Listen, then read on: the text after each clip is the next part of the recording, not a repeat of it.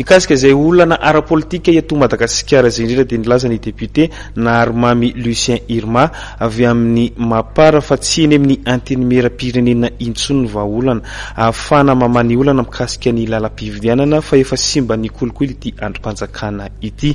Takeny ity solomavamboaka ity ihany koa ny andravana ny antenimera-pirenena. Tsy eo anivon'ny antenimera-pirenena intsony no ahafana mamaha olana mikasika ny lalam-pividianana hoy ny député Mapara Narimamy Lucien Irma.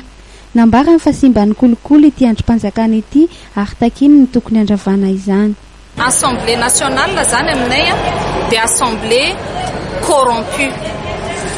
Dikan'izany ny zavatra olaninao dia tsisy zavatra mandeha amin'ny laoniny intsony.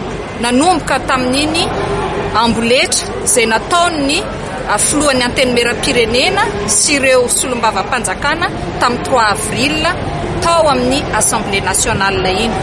Ka ny zava-misy zany dia ombonako feo ny tenin'ireo député namana izay mitaky ny fandravana ny assemblée nationale satria tena fa assemblée tsisy ilavana anazy intsony, tsy misolo ny feon'ny vahoaka malagasy ny zavatra tao ao fa misolo sy misolelaka ny feon'ny mpitondra fanjakana.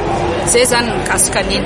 Ka ny anay zany amin'ny mahasolom-bavam-bahoaka tena izy anay 7 dia aleonay miaraka amin'ny vahoaka malagasy ny fidenay aty amin'ny 13 000.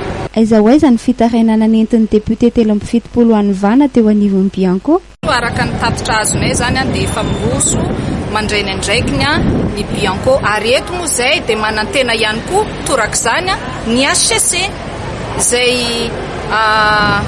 gardien miambina ny lalam-panorenana mba hampanajana ny lalam-panorenana eto amin'ny tany firenena. Iaraha mahafantatra moa zany fa tsisy ny haute cour de justice eto amintsika no ny antony fanjikan-dalàna sotro zao. Ka eto zany zay dia mitodika ihany koa amin'ny HCC mba hieny ny feom-bahoaka izay entinay député 7. Ho an'ny député Narimamy Irma dia ilaina ny fanesorana ny filoham-pirenena ary ny fandravana ny antenimera-pirenena ny firosoana ny fifidianana mialohan'ny fotoana ny vahaolana rosin'ity député Mapara ity ka ny lalam-pifidianana tamin'ny 13 sy 4 arivo no ampiasaina.